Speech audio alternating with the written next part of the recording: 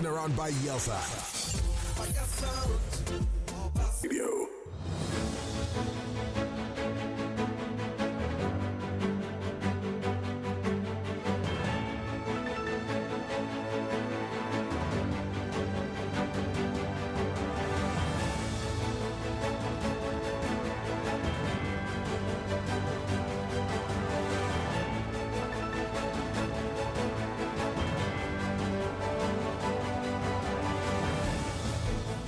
Good morning, Bielsa, Nigeria. You're tuning to 97.5 Golden FM, and this is your prime morning public affairs program. Let's talk Nigeria. I am Moya Steving. All right, the platform where, of course, we dissect policies, question decisions, analyze national developments, and make sense of the issues that shape our everyday lives.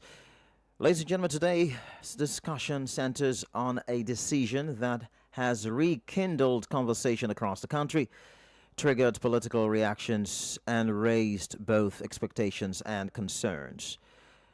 We're looking at President Bola Ahmed Tinubu's nomination of General Christopher Musa, retired, as Nigeria's new Minister of Defense. And also we're looking at the United States lawmakers being urged to pressure the Nigerian government to abolish Sharia law in northern states and disband Hizbah religious enforcement. Now, in a country battling complex and evolving security challenges, from insurgency in the northeast to banditry in the northwest, kidnapping in the north central, oil theft in the Niger Delta, piracy in the Gulf of Guinea, and rising urban crime, the Ministry of Justice is not just about cabinet portfolio. It is the heartbeat of Nigeria's survival, stability, and sovereignty. The person who occupies that office influences the direction of military operations, security strategy, coordination, and the overall confidence of the Nigerian populace. General Christopher Musa is no stranger to the theater of war. Leadership. Is this appointment a fresh solution or simply recycling and to civilian administration and interagency coordination, three areas that require a different leadership style from battlefield command? And one thing I want to look at is, what do I want to see the significance and what it might mean for Nigeria? His deep experience, especially in operations like counterinsurgency in the Lake Chad region and Northeast, suggests the government is prioritizing a military competent and experienced leader to handle mounting security threats. The nomination could also help ensure better coordination to potentially in northern states and disband Hizbah religious enforcement, which the U.S. claims are structures that are contributing to systematic anti-Christian persecution. As always, this program remains the people's platform, your platform. We want to hear from you, our listeners, across Yenagoa, Bayelsa State, the Creeks and Island, the mainland, and all of Nigeria. You can join us live on Facebook right now, 97.5 Golden FM, and watch the program. Does this appointment inspire hope? Or are the U.S. lawmakers going to succeed in pressuring the Nigerian government? Do you believe a battle-tested military leader is exactly what the Defense Ministry needs right now? Or do we need broader structural reforms rather than simply changing personnel? Stay with us as we break it all down here. The facts, the controversies, the expectations, and the possible implications for national security. Because this is Let's Talk Nigeria.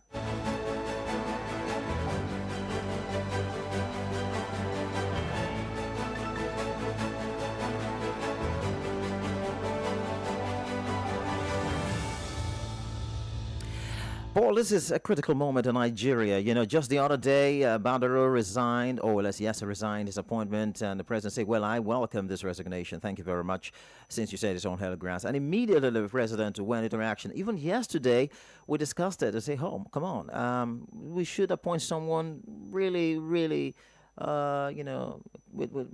really competent. All right. So our guest yesterday, Henry Bassi, spoke extensively on it and urged the president to appoint someone competent. And we were told that General Christopher Musa, retired, visited the president at the Asa Rock to discuss issues, although what they discussed was not made public. And all of a sudden, he has been nominated. So that visit was about this. Well, interesting. And a lot of people feel that this is a very competent person since he's been a commander, but now it's another issue.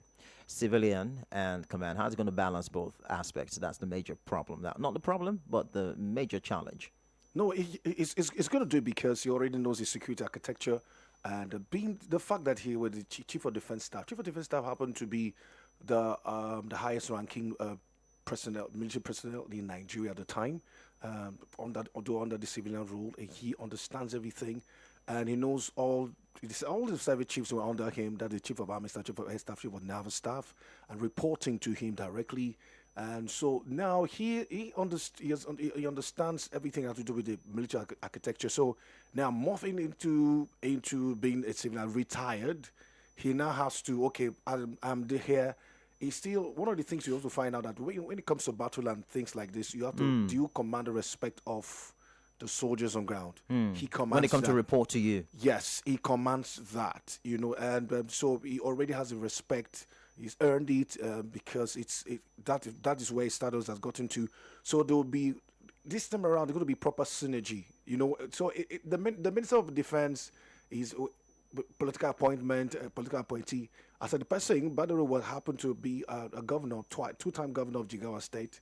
And I'm sure it was on the basis of maybe he has been able to tackle insecurity in his state. That's why the nomination came forth at the time. Even the Minister of State, Matawale, also being a one-time governor too. That's why you see both of them were put as a minister and the Minister of State.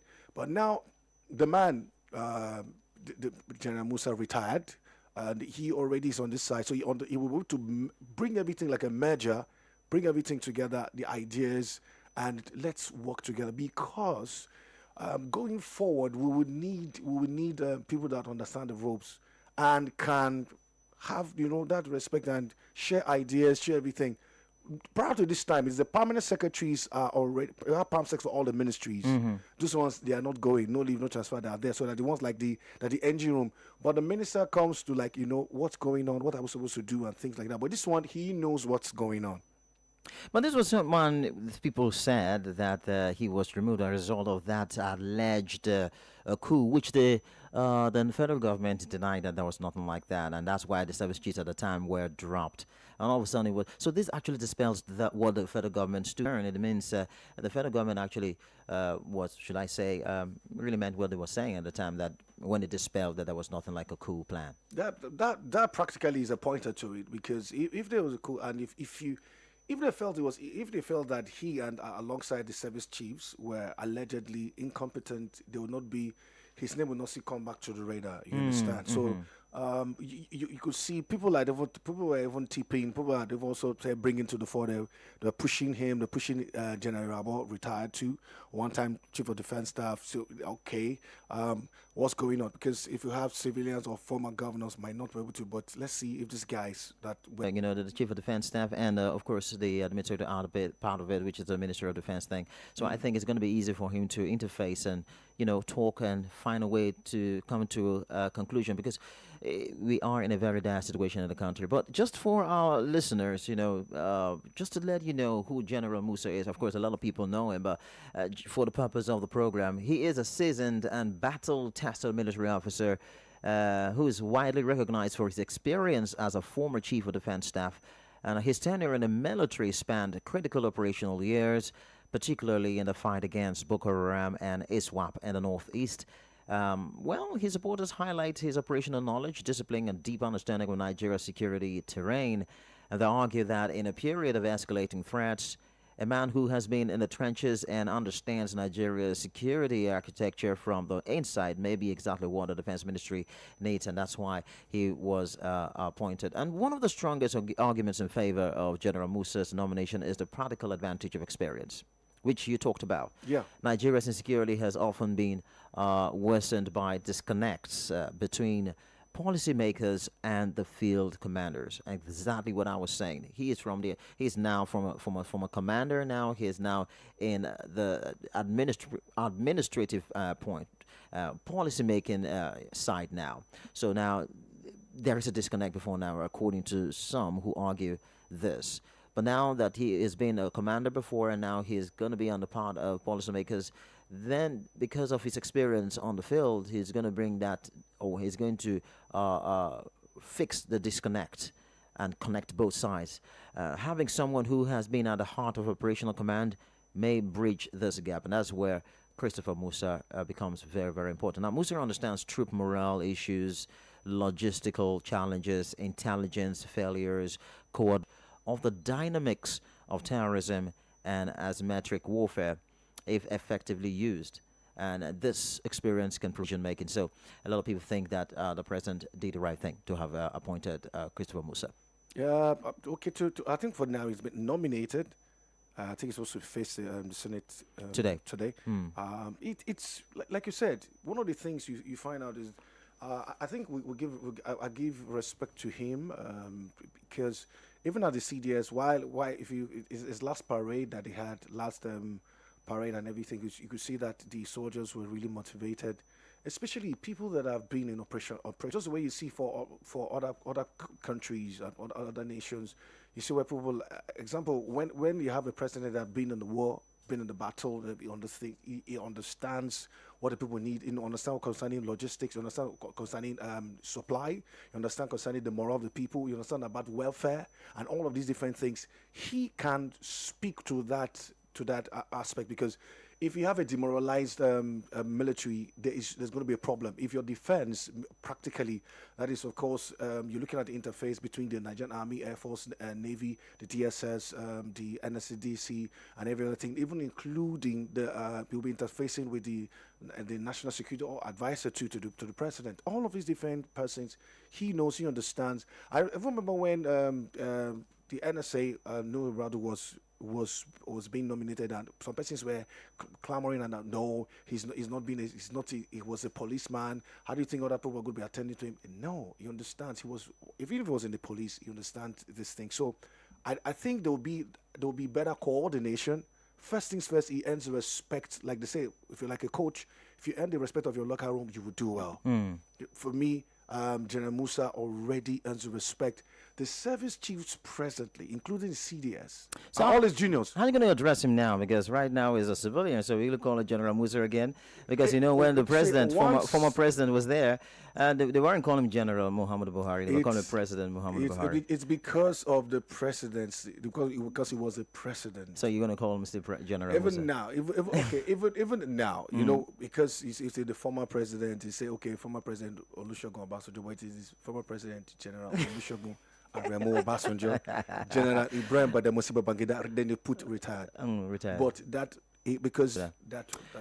So, but look at it politically. President Tinubu's decision, I tell you, Paul, may signal a desire for continuity in military strategy, because to have appointed a retired general back to the civil service, I think the president really wants some kind of military strategy in this whole thing. So even if you're dealing from the administrative or from the policy-making angle, you want to look at someone who's going to look at it from the military strategy point of view. So with constant evolution of security threats, I think what the president actually wanted is someone who... The CDS is a good administrator for all of the defense that you had. That is for Army, Navy, and the Air Force.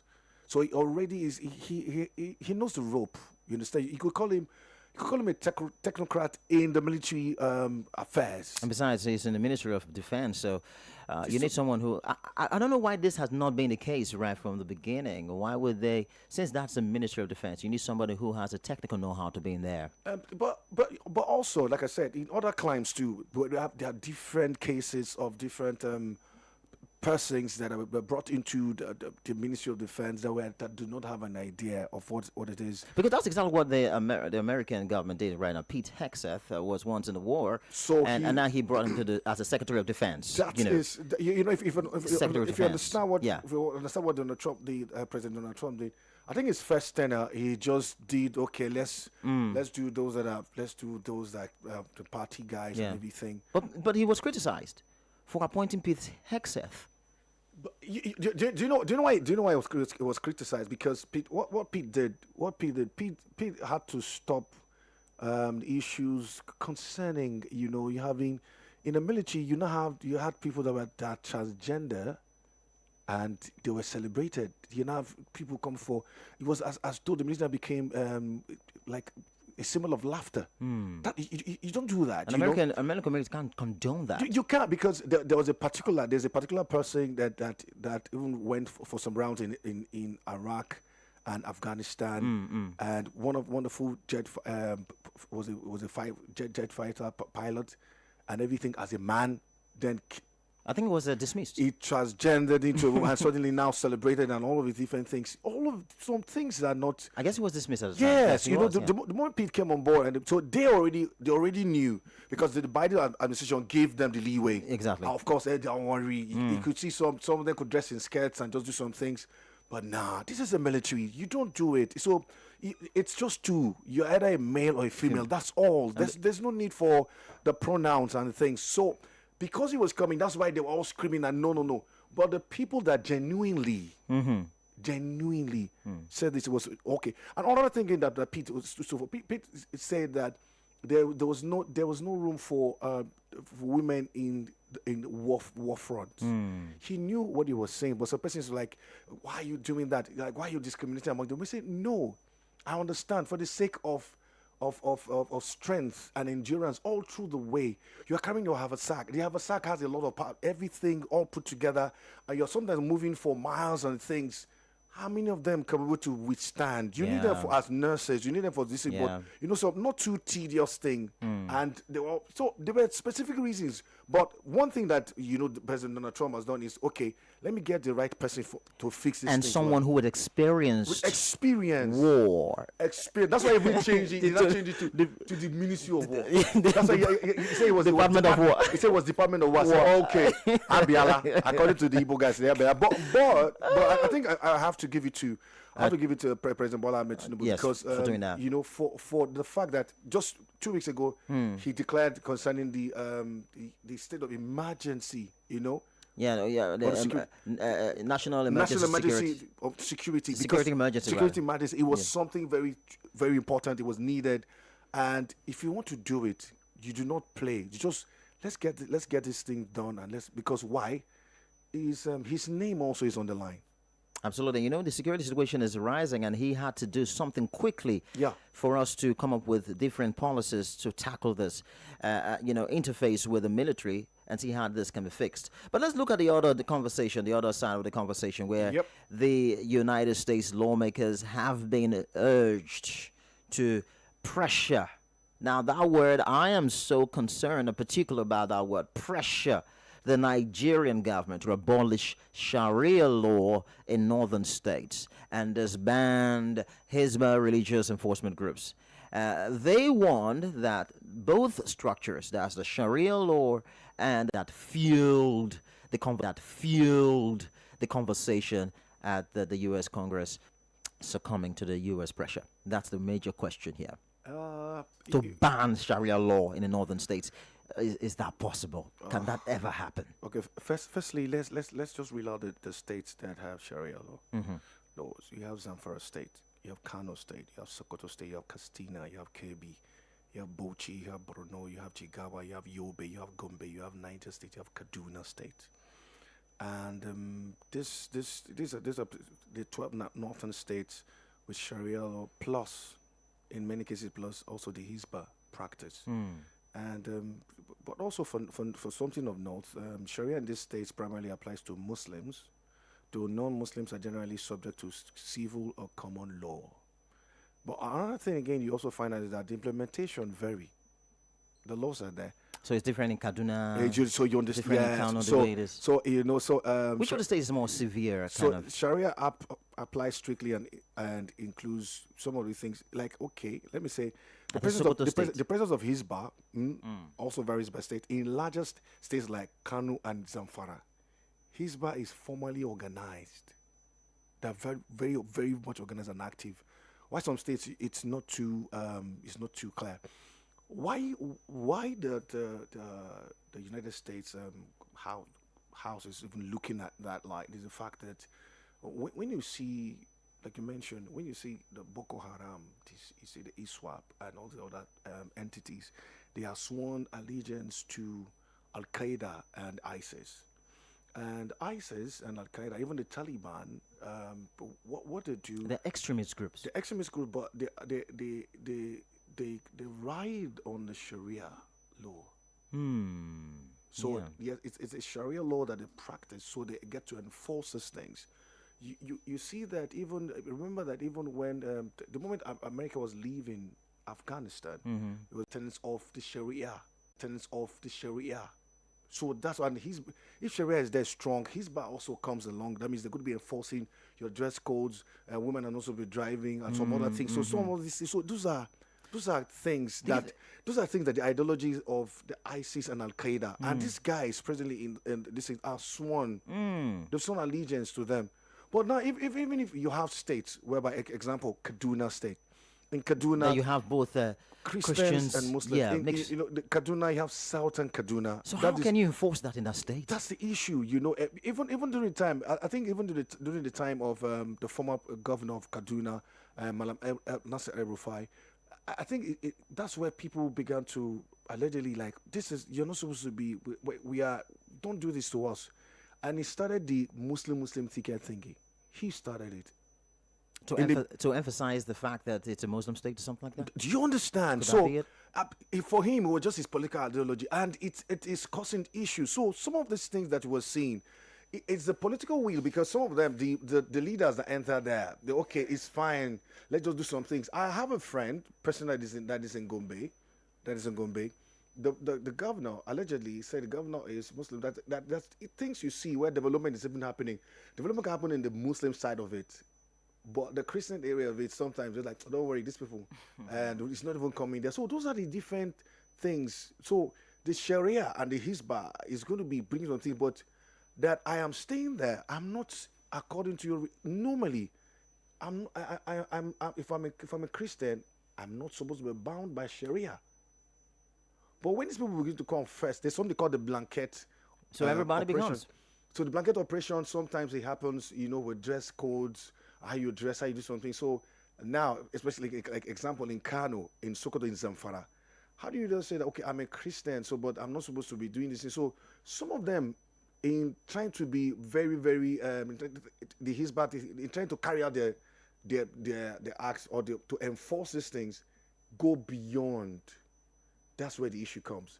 Big time, big problem. So because they go beyond the dictates or what they're supposed to be doing, first things first, you ask the person, are you Christian or Muslim? Muslimine or Christian? You ask, you find out. If the person is Christian, this thing doesn't concern you. If the person is breaking the law, let it be according to the criminal code, the normal thing. But if the person is Muslim, is coming to this. But right now they judge, and they judge you by that See, law, so- whether so- you're Christian or not. So some of them, as long as you're living in that environment. I said some of them are. I want to use the word. There's a word I'm looking for.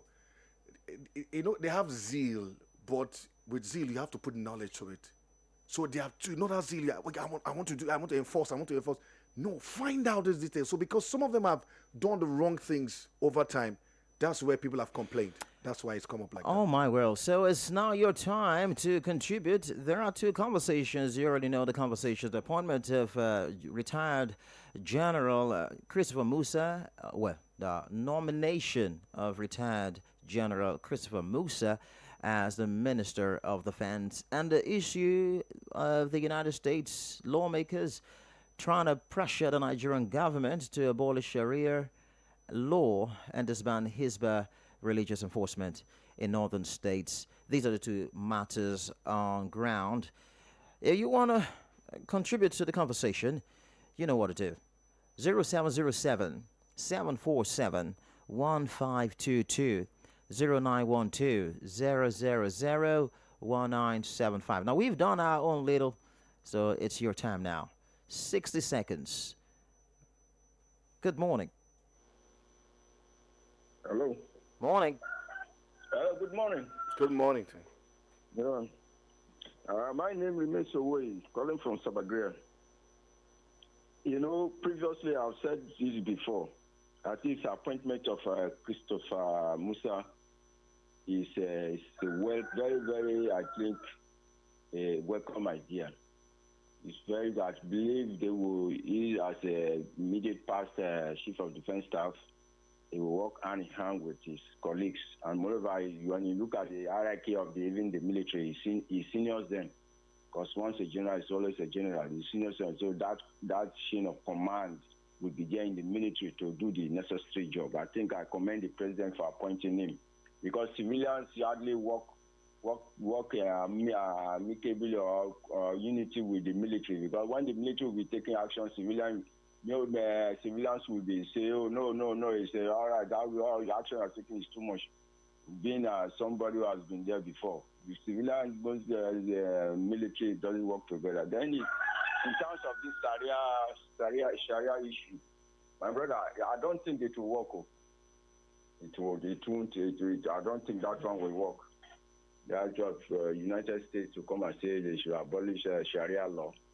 That is my own personal observation and opinion. I don't think it will work. Thank you very much. Thank you so much. Away. Good morning. Yeah, good morning, sir. Good morning. Morning to you. Yes.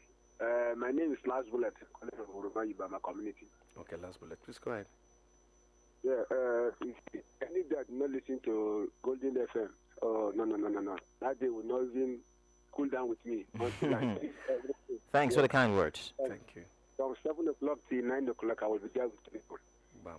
Yes, let me go straight to the point. This Sharia law issue, is it the Nigerian government approve it to them, or only them that decide to have their own court in this country? We are operating one government, Nigerian alone, one Nigeria, not two Nigeria. But they always speak this language. That the Northerners always said they are born to rule. Is it because of all these proud words that they are saying? They are saying that they have to get their own law. The Senate did not approve this law to them, this court to them. Let them abolish it, because they cannot be operating on their own. That is one of the reasons that people try to agitate for their own issues too. So I pray, let this issue abolished. Thank you. Oh, yeah, before you go, Last Bullet, this question for you. Do you think the Nigerian government will bow to the American pressure? Personally, I support the American government. What they are saying, let Nigeria should abolish the Sharia law in this country. Thank you. Okay, so thank you very much. Let's get to hear another one. Hello, good morning. Cool to you guys. Good morning. Good morning. Good morning, sir. Yeah, Joshua calling from Mountain of Fire area, Okaka. You see, the situation of Nigeria is so peculiar. Sometimes I look at the budget. Trillions of naira is budgeted for defense.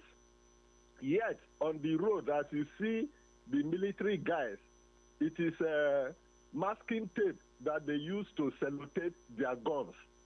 And then you look at the bandits, see shining AK-47 rifles. You ask yourself, I ask myself, how come?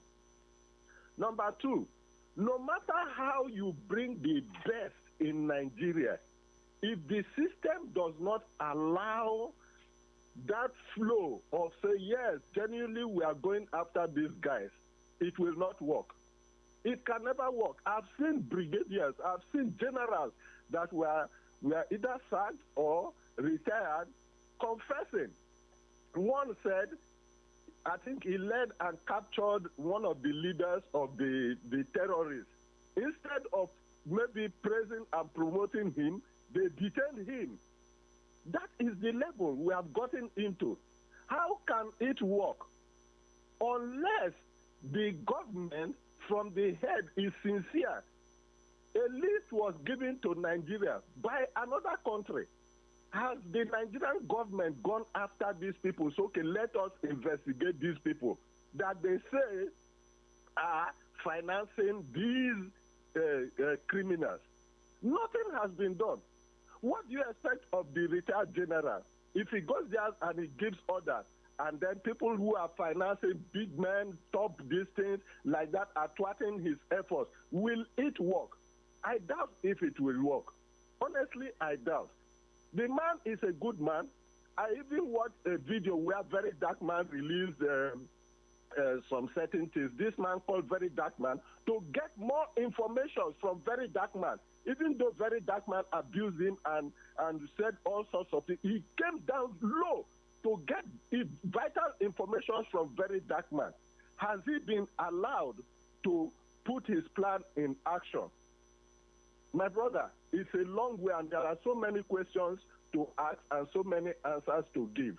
Thank you. Have a lovely day. Thank you. I would have wished you give your own perspective on the issue of whether Nigerian government would bow to the pressure of the United States. But don't worry, you probably will call back. What should be told is the fact that the constitutional amendment, the parts of the constitution that is section 275 to 279, Okay. 260 to 264 allows state to have Sharia courts of appeal. Courts of appeal. Yes. So that means Nigerian government might not want to pay attention to the U.S. government. It's in the constitution. Hello, good morning. Hello. Yes, good morning. I'm Mr. Felix from Ofolo. Okay, please go ahead. Good morning. Yes, this present is Musa, defense minister. This defense minister, Musa, that has been appointed as a defense minister, and some people commending him and commending. He should truly know who and who is really going to fight. See, nothing will still come out of this appointment being given to this Musa. Now, Nigeria will do. Let them don't deceive anybody. Let them don't deceive anybody. This man alone can do nothing. Just because of the pressure on the government, the president, and maybe he sees, and maybe he just wants to use this man to cover up. Federal government knows what they are doing with these terrorists. Somebody said, look at their guns. Then look at the guns being given to the Nigerian military. We are compromising with these people. It is getting out of hand in this country. It is getting out of hand in this country. This compromise and this. See, I will continue to cast my blame on federal government. They know what they are doing with these people. They know where they are, and they know each other. It's an internal body that will come and intervene, if not. All this what we are doing, we have not even started. I mean, I don't trust anybody. I don't even trust any uniform man. Even in this South, I don't trust any uniform man again because they have mixed up, they have spread around certain places which it has been kept secret. They know what they are doing. May God help us in this country. May God help us. Thank you. All right, thank you very much. 0707-747-1522 and 0912-000-1975. Hello. Hello. Hello. Yeah, Dr. Muye, good morning. Morning. Ogafo, good morning. Good morning, ma. Na Caroline, they come back again. Nigeria, while I'm not going to finish. Well, as for me, just like we see my brother Oga Felix talk, this appointment where they give the new chief of defense staff, he no go anywhere. Person make comment yesterday, answer your question. There is one popular pastor now for social media where they say talk about the notorious bandits where they catch for the vice president as Kashi Shettima, be what they call them. Notorious bandits, notorious criminal where they catch for Shettima house. What is the okay, Caroline. Let me correct that. Let me correct that. It was not found in his house. He was found in the premises. He wanted to go and bomb. When he wanted to go and bomb the house of the vice president, presently he was the governor. It was the governor of his state. So he was going to go and carry out a terrorist act in his house. That was when they found the man there. He was the idea that even it was his house in Abuja, his residence in Abuja. So the narrative always been like It has always been, but the truth of the matter is this is what occurred. Okay. So the truth has to be yes. My contribution, the only solution we have right now is the U.S. to come and assist us. That is the only challenge we are having. That is the way that terrorism will stop in Nigeria, because if we rely on our federal government to stop terrorism in this country, it will never work, because they are part of the bandits, they are part of the terrorists, they are the ones sponsoring this Boko Haram of a thing. So if we rely on our leader, Boko Haram will never stop. We should not deceive ourselves.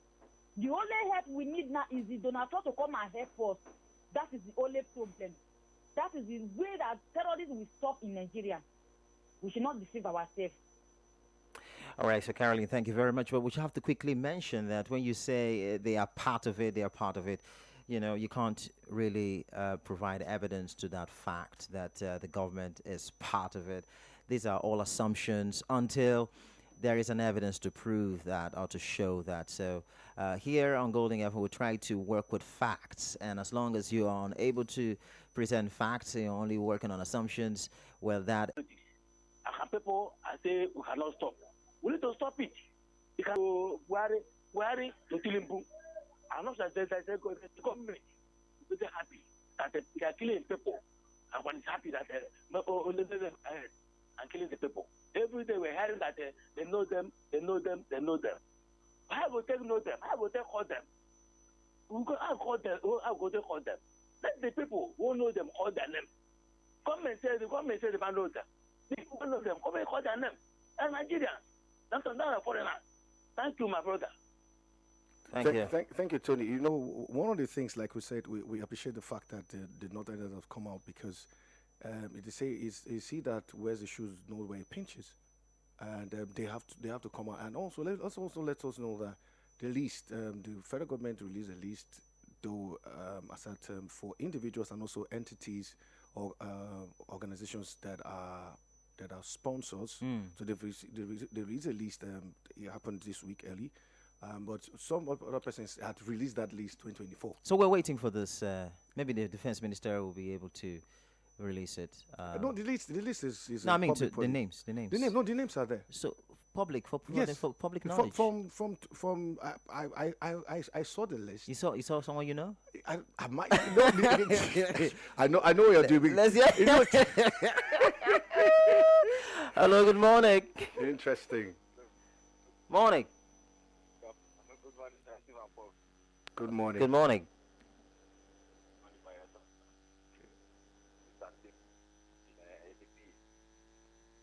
Can you speak up a little bit, please? Can you speak up? We can't really hear you.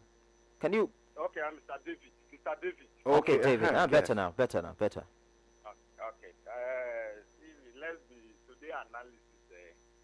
It's like there is something wrong with it. Like whether the government or should support it or not. Sincerely, when you are practicing Sharia law in this country. Hello, can you hear me? We can hear you.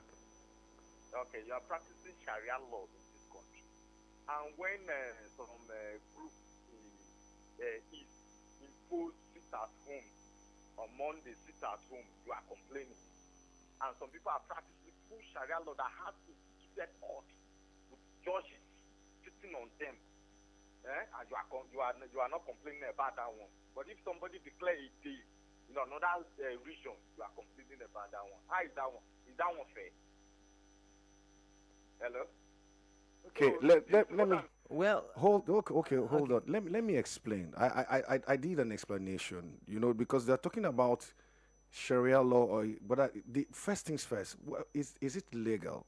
yeah, I think See, firstly, to genuinely abolish Sharia or Hizb's legal authority, several major steps would have to be taken. But you must understand, as he said, constitutional amendment, because great.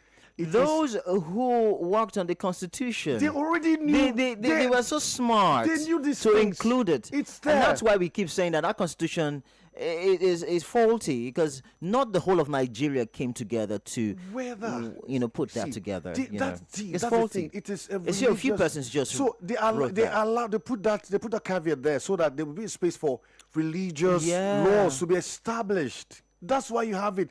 So they are within the purview. They are within the purview of the right, because according to what you have in sections 275 to 279, 260 to 264, that allows states to have Sharia courts of appeal and by extension permit Sharia-based criminal codes. You will need firstly to what? To repeal them or amend them. So now, Paul, and look at it from this angle. Since the United States lawmakers have been asked to pressure the Nigerian government, this section in the Constitution would have to be revisited. That is exactly what the U.S. lawmakers want, and that's the question we are asking: Is this possible? Do not forget. Okay, let me. Is this possible? Let me also. You know, the amendment is ongoing right now. But did anybody bring up this aspect of it? But now that the U.S. government has actually brought it up, don't you think that since the amendment is ongoing, something has to be done quickly? It's going to. One thing for sure is the fact that you are sure. I just read out 12 states, 12 northern states that are already practicing Sharia. And out of these 12 states, you have people that have a huge number of Christian community within them. Anchored within them. You have Gombe, you also have Bauchi. You have Bauchi. You also not also forgetting Kaduna. But practically, because of the things, it is an ideology. They're already aligned to it. So the Muslims are going to be, okay, you want to come against our own religion. It is a religious court, that is religious law, that is binding by the Constitution. So it allows the states to practice now. It allows to practice. Question is, the sit at home, is it in the Constitution? Okay, now so that's where it is, just to make a balance. Okay, so in conclusion, what we're looking at is that for this case about the United States pressuring Nigerian government, there are sections in the Constitution that allow states to practice the Sharia law. Yep. And for me, what I think, since the amendment is ongoing, it's in the process. No one raised this issue before. But thank God the amendment had not been concluded. The review is still ongoing. It's an ongoing process. And this matter is on board. So those who are pushing for this should now speak to the National Assembly, right, and the state assemblies to see how this section of the Constitution can be amended.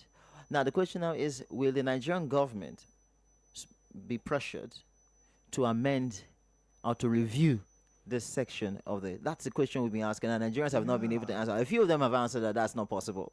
you know, right?